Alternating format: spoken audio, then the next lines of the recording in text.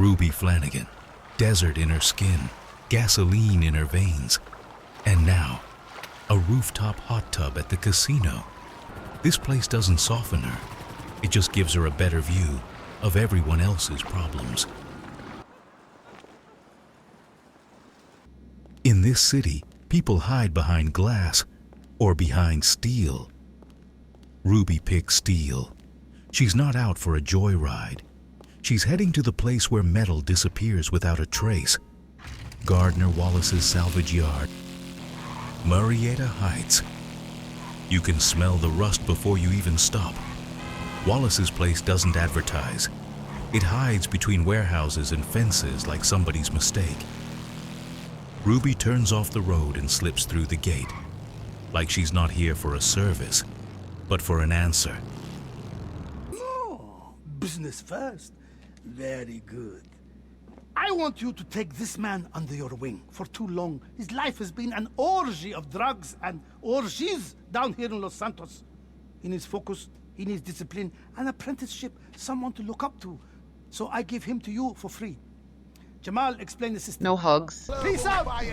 Let's go! See you around. I need Gardner. He here right now?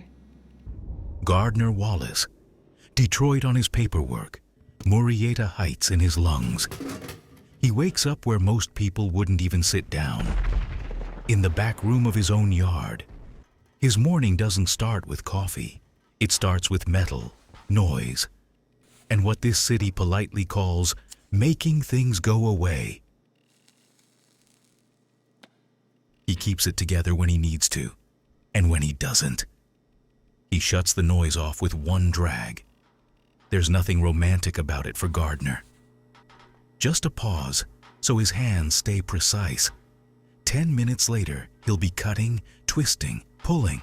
No extra motion, no extra evidence. Now it gets down to business. Can you spot me a tow truck for a couple hours? What are we hauling? A car. I need it brought here. Fine. Just don't drag in something they're already calling out on the scanner. Gardner doesn't count other people's stories. He only counts what's left after them. His alarm clock is a grinder spinning up. Even when he lies down, he leaves himself a way to be on his feet in a second. She's hauling a Muerto Perico Granger. And somebody really doesn't like that. One brave idiot decided a tow truck was easy pickings. He was wrong. For Ruby, it's not a fight. It's a 3-second delay. Here's your guest. Trouble on wheels. Got it. Park it in the corner. Don't touch it till morning. Fine. But if someone comes looking for it, I'm not calling you. If anyone asks, I'm busy. I've got fresh metal waiting for me in Cypress Flats. Heard it's a Zion. Wallace goes to pick up a Zion like he's just grabbing parts. In Cypress Flats, there's always something fresh. A new car. Or a new reason to keep quiet. He can identify an engine by sound with his eyes closed. The road is just background noise to him. The real work starts when a car stops being a car and becomes parts.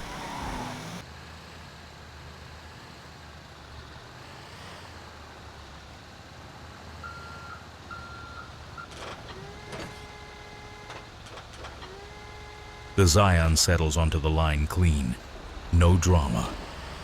Wallace lives for moments like this, when everything obeys and nobody needs convincing.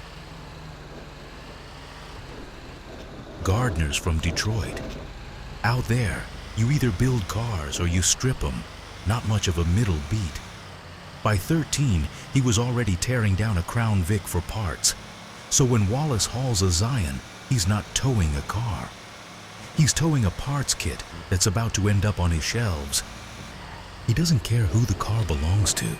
The only thing that matters is, it's his now.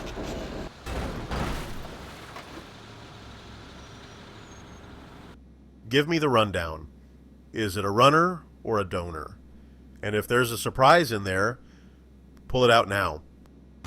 Wallace hates other people's genius plans, but he runs recon better than most.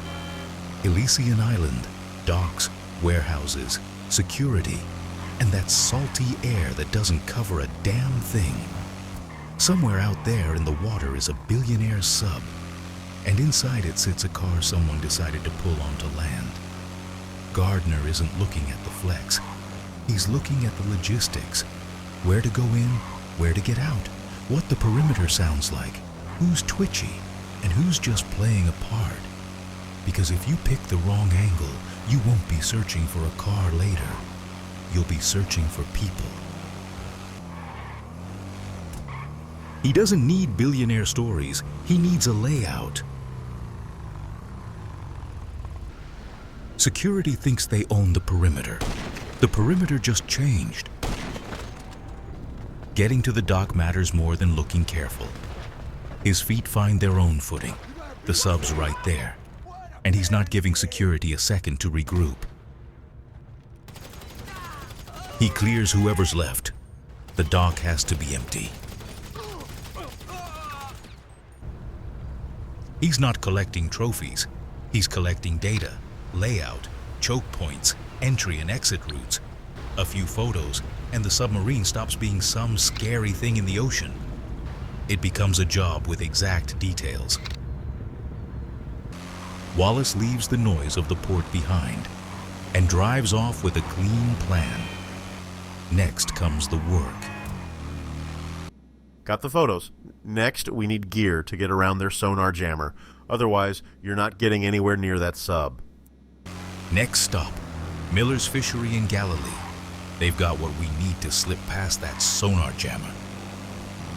Wallace suddenly finds himself a beacon. Some stranger's bike up ahead. That guy's just riding.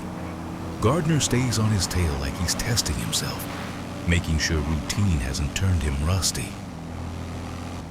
It's not a duel, not a chase, just a quick game of speed before the real work starts. He dreams of building his own Frankenstein out of a dozen different cars. For now, he's just heading to grab one more piece.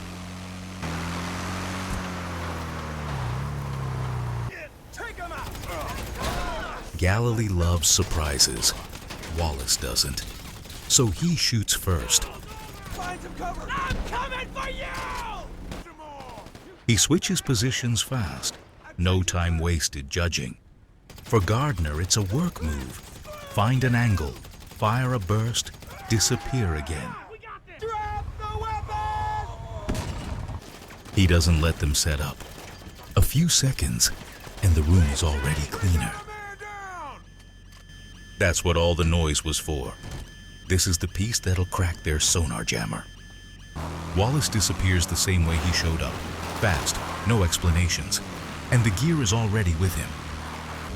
Now he's got what he needs. All that's left is getting back and turning it into a plan.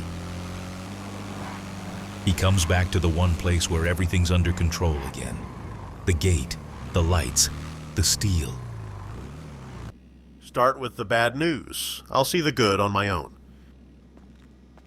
Hey! If Yusuf asks about the McToney job, tell him we've got a plan. I'll prep the people. He doesn't need the details. Wallace called, short and sharp. You need to see this. That was enough. I'm headed to Murrieta Heights, to his salvage yard. If Gardner's interrupting my day, it's not about metal. This got dragged in. I was told, don't touch it till morning. Who brought it? Ruby. Borrowed my tow truck. Came back with this on the line. Inside, I caught a familiar scent. And my stuff. Something I've been looking for all week. I didn't go inside. It's sitting exactly how it came in. But you can tell this wasn't some random stop. Leave it exactly like that.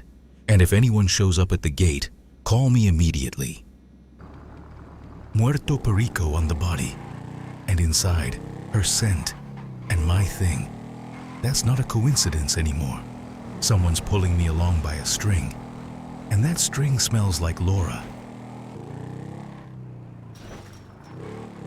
When my head gets too loud, I go somewhere I control. Lupe already has the package ready. All that's left is to gear up and do something simple. Deliver it where it needs to go, and get my heartbeat back to normal.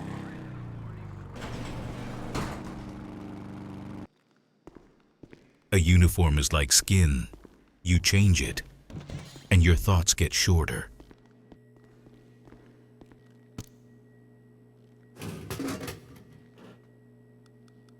Bittersweet.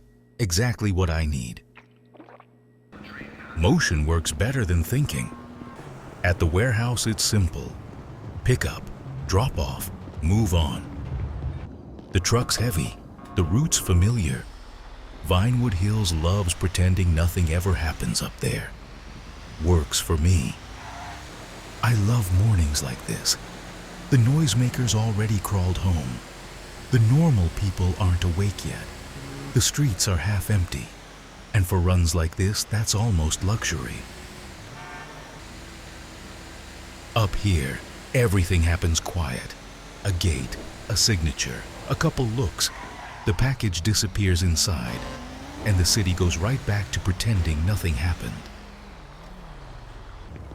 I don't like being watched on the way out, so I take the fast route, the short one.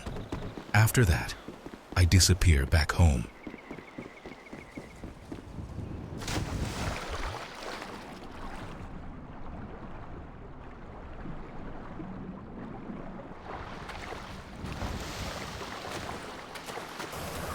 Home is just a pause. Then it's back to work, where everything has a name and a price. May's Bank, Rico Perico's office. Rain in Los Santos doesn't refresh. It turns the asphalt into a trader. May's Bank is always the same. Glass, security, other people's eyes. In here, I can't afford nerves, only the roll.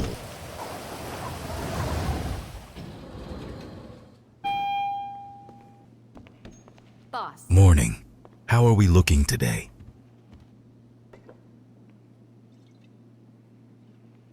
It's not about the taste. It's the pause before I start controlling everything again. Home always lets you in without a word. Sometimes that's the best thing you'll get all day.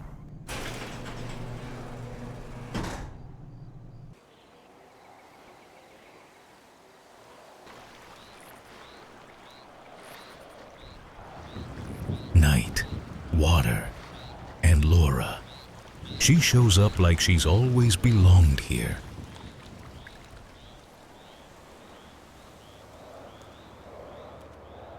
This morning, I delivered Rico Perico's package here. And now I'm not thinking about the cargo. I'm thinking whether she saw me, or if she just left me another mark.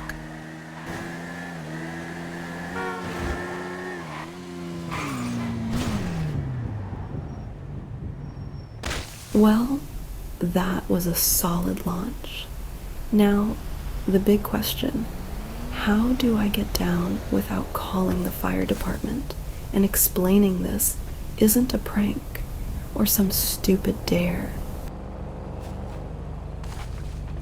Firefighters get the night off. She gets down on her own and climbs right back on the bike. With Lora, even a wipeout looks like a brief stop, not a defeat. A gray Granger, Wallace's salvage yard, and the timing is perfect, just enough to keep me from getting ahead of it. This is starting to feel like someone wrote the script, and I'm pretty sure the writer isn't Ruby. The smoke drops fast, thick and heavy. It cuts visibility like a blade.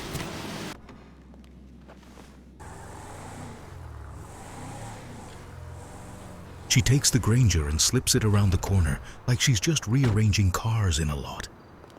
I'm hoping she did it without removing any witnesses. And here comes part two.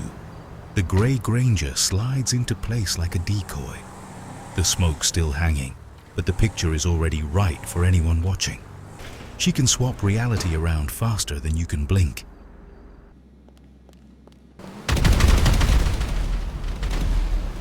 If the sky starts raining fire, it means that was a restricted zone.